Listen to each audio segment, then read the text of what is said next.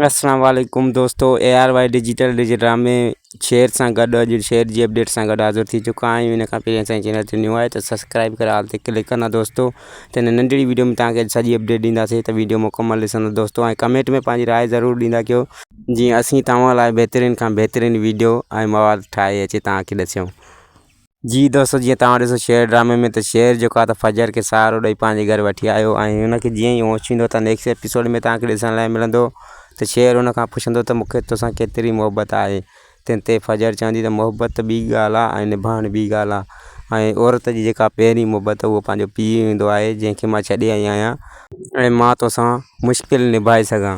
ऐं जी दोस्तों, त तव्हां नेक्स्ट एपिसोड में इहो बि ॾिसंदो त वजाहत पंहिंजे भाउ ते ॾाढो हथ बि जोड़ींदो त तूं माफ़ु कर फजर खे माफ़ु कर, पर हू जेको आहे त कॾहिं बि फजर खे माफ़ु न कंदो, छो त हिकु भेरो न पर ॿ भेरा हुनजे जेको आहे त फजर हुनखे धोखो ॾेई चुकी आहे ऐं हू कंहिंजी बि न ॿुधंदो। फजर जो वालिद सिर्फ़ु पंहिंजी हलाईंदो ऐं सिर्फ़ु चवंदो त फजर असां लाइ मरी चुकी आहे, मरी चुकी आहे, मरी चुकी आहे। ऐं शेर जे घर में नईमा बीबी जेका आहे, शेर जी वॾी माउ जेका आहे त उहा फजर खे ॾिसी ऐं इहो चवंदी त तव्हां त माना हुननि सां ठाह करणु विया हो, पर तव्हां हुननि जी माना न्याणी घर खणी आया हो, या किथां जो इंसाफ़ु आहे।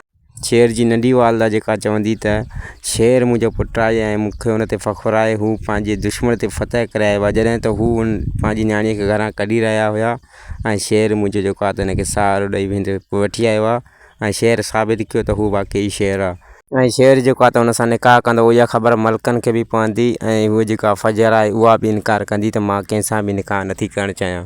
फजर त कंहिंसां निकाह करणु न चाहींदी ख़ैरु, पर जेको आहे त मलकनि खे जॾहिं ख़बर पवंदी त हू हुन सां निकाह थी करे त हू हिकु भेरो ॿीहर तपी बाहि थी वेंदा दोस्तों। त नेक्स्ट एपिसोड ॾिसण न विसारींदा। असां तव्हांखां वठंदासीं इजाज़त, ख़ुदा हाफ़िज़, वरी मिलंदासीं।